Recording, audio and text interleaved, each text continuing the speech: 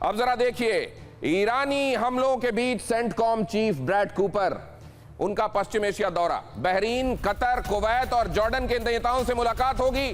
क्षेत्रीय सुरक्षा और सैन्य सहयोग पर चर्चा इस दौरान होने वाली है। उत्कृष्ट प्रदर्शन करने वाले अमेरिकी सैनिकों को सम्मानित भी किया गया। यूनाइटेड स्टेट्स आर्मी सेंट्रल को नया कमांडर मिला। अब ये जो दौरा है, इस दौरे के मायने क्या है? इस बीच में ये दौरा क्या ये रीअश्योर करने की अपने साथियों को कोशिश की हम हैं, ये क्यों किया जा रहा है आशीष? UEM जयपुर एक आदर्श लक्ष्य है। भावी छात्रों के लिए अच्छी नौकरी, भविष्य के लिए तैयार कौशल के साथ अच्छी शिक्षा। देखिए, दो चीज़ें होती हैं। पहला तो आपके जो अलायंस मेंबर्स हैं, जो स्पेसिफिकली वेस्ट एशिया के वो कंट्रीज जिनमें लगातार उन्हें मिसाइलों का बौछार झेलना पड़ा है, तो एक उनके साथ में उनके जो उनके काउंटर पार्ट्स हैं सेंटकॉम के, उनके साथ में आप मिलिए, स्ट्रेटेजाइज कीजिए, रीओरिएंट कीजिए, रीस्ट्रेटेजाइज कीजिए। दूसरा, जो अमेरिकन सोल्जर्स, जो आप अभी 5-7 मिनट पहले बता रहे थे ना कि अमेरिकन सोल्जर्स को कोई नुकसान नहीं हुआ है, उनको क्या वो किस तरह से रह रहे हैं, ये मोरल बूस्ट करना भी बहुत ज़रूरी है। लंबी चल गई है जिस तरह से हमने देखा, तो ये मोरल बूस्ट करके और बाद में उनको जर्मनी के अस्पतालों में इलाज के लिए भेज दिया जाएगा, ऐसा? बिल्कुल। देखिए, जब आप इतनी बड़ी तादाद में सोल्जर्स आप डिप्लॉय करते हैं, तो आप जब तक आपके लीडर्स वहां पर नहीं हो, चाहे वो मिलिट्री लीडर्स हो या फिर पॉलिटिकल लीडर्स हो, तो वो एक असमंजस की स्थिति बनी रहती है। और 28 फरवरी के बाद लगा नहीं था किसी को, सब लोग शुरुआत में प्रश्न पूछ रहे थे कि इतनी लंबी वॉर चल जाएगी क्या, नहीं चलेगी, जल्दी खत्म हो जाएगी। लेकिन आप देखिए, मार्च गुजरा, अप्रैल गुजरा, मई गुजरा, जून है, और अब भी कब खत्म होगा पता नहीं। तो मोरल बूस्टिंग जरूरी है, और इसीलिए वहां पे गए हैं, कमेंडेशन मेडल्स और बाकी चीजें भी वो दे रहे हैं। प्योर जो मोरल बूस्टिंग वाली स्ट्रैटेजी होती है वो की जा रही है। चढ़ जा बेटा सूली पे, मुझे तो कुछ इस तरह का दिखाई दे रहा है। और साथ में ये भी दिखाई दे रहा है कि आप जो कह रहे हैं कि कौन कौन से महीने गुजर गए, अब ये 99 नॉट आउट है ये वॉर। आज 99 दिन हो गए, अब कल 100 दिन हो जाएंगे। ये 99 नॉट आउट चल रहा है ईरान वॉर के हिसाब से। अगर आप देखें तो ईरान ने ट्रंप को दी जंग बढ़ाने की चेतावनी, ये खबर भी देख लीजिए। मतलब इस गिनती को आगे आप जारी रखिए। लड़ाई शुरू हुई तो हिंद महासागर तक फैलेगा युद्ध, उसने कहा। अमेरिकी ठिकानों पर और हमलों का दावा किया गया, कहा गया अमेरिकी बेसेस को और धुआं धुआं करेंगे, ईरान ने कहा।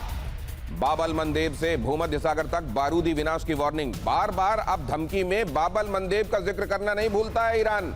वो ये बताने की कोशिश कर रहा है कि एक जगह है जहां अभी मैंने घाव दिया नहीं है, वहां घाव दे सकता हूं। ईरान ने अमेरिका पर बातचीत रोकने का लगाया आरोप। अब ये जो स्टेटमेंट है, जाहिर है वॉर के साथ साथ डिप्लोमेसी में वॉर चल रहा है, वॉर में डिप्लोमेसी चल रही है। यहां पे जनरल साहब क्या क्या कह दिया गया और उसके मतलब क्या है आने वाले दिनों में? देखिए, वॉर में तो सीज फायर है, मगर इंफॉर्मेशन वॉर बहुत ही एक्टिव है।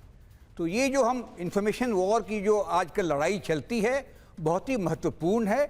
इससे ना केवल अपने सेना को, अपने देश के बाकी लोगों को और दुनिया के लोगों को भी सचेत करना है, उनको एक्साइट करना है, उनकी अपनी तरफ उनको खींचना है उनके आउटकम के लिए। दूसरी बात, ये जो लड़ाई है ये नॉन कॉन्टैक्ट वॉर है।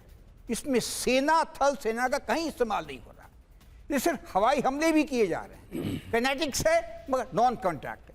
तो उसके अंदर जान की क्षति कम होती है, मगर military targets, economic targets, strategic targets को ही हिट किए जा रहे हैं। तो उस मामले में America is sitting pretty. Hormuz के तेल से उसको कोई वास्ता नहीं है। हाँ, उसके सारे फोर्सेस वहाँ डिप्लॉयड हैं, उसकी जो एयर कमांड्स हैं, उसके जो शिप्स हैं, मिसाइल सिस्टम हैं, विध्वंसक चीज़ें, वो तैनात हैं, वहाँ बैठे हुए हैं, नाकेबंदी करके रखा हुआ है। लेकिन पीड़ा किसको होगी लॉन्ग, धीरे धीरे? वो ईरान को है। ईरान के ऊपर में बहुत दिनों से चल रही है नाकाबंदी, और उसके पहले सैंक्शंस थे। ईरान अपना तेल नहीं बेच पा रहा है, उसका सबसे ज्यादा तेल खरीदता है चीन, वो भी, उसमें भी दिक्कत है। आज के फिगर्स में बता रहा हूं सर, जो आप कह रहे हैं, $26 बिलियन इसके नुकसान का अंदेशा ईरान को, और 84% तक उसका ऑयल एक्सपोर्ट घट गया है हॉर्मुज़ के ब्लॉकेट की वजह से, ये खबर आ रही है। लेकिन साथ में ये जो बात आपने कही है, एक बात मैं समझना चाहता हूं पीके श्रीवास्तव सर से बहुत क्विकली, ये बाब अल मंदेब को लेकर अभी तक मतलब किस लेवल पर, एस्केलेशन के किस लैडर पर बाब अल मंदेब भी शामिल किया जाएगा, या बाब अल मंदेब वाली मुट्ठी बंद इसलिए रखी जा रही है क्योंकि हूतियों में उतना दम नहीं है? क्या है सर? देखिए, दोनों बातें सही हैं अपनी जगह, लेकिन किसी चीज़ को बंद करने के लिए आपने पिछली बार भी देखा था कि बहुत ज़्यादा आपको ताकत नहीं चाहिए, एक फियर का इन्वायरमेंट क्रिएट करना है। फियर इज़ द की ऐसी जगह पर। और जहाँ तक सवाल है ईरान का इकोनॉमिकली वीकन आउट होना, बहुत सारी मीडिया में चर्चा हो रही है, यूएस में भी, कि जो प्रो वॉर मीडिया है वो ये कहती है कि ईरान अब टूटने की कगार पर है। लेकिन जहां तक आप बाकी एनालिस्ट जो कह रहे हैं, डिफेंस एनालिस्ट, उनका ये मानना है कि ईरान इतनी जल्दी नहीं टूटेगा और ये इंतजार कर रहा है कि मिड टर्म इलेक्शंस आ जाएं। और ये वॉर इतनी अनपॉपुलर है तो उतना सस्टेन कर लेंगे सर, सस्टेन कर लेंगे। क्योंकि आप देखिए, अगर ये एक चीज मैं आपको प्रमाण के तौर पे देना चाहता हूं, अगर इनके किल चेन को, जो इनकी किल चेन है जिसमें ऑब्जर्वेशन आता है, ओरिएंटेशन आता है, डिसीजन मेकिंग आता है, एक्शन आता है, अगर इनकी मिसाइल्स अभी भी लॉन्च होती हैं, उनको इंगेज करना पड़ता है अमेरिकन एयर डिफेंस को, इसका मतलब लॉन्चिंग कैपेसिटी मौजूद है, वो सिर्फ टारगेटिंग स्किल है।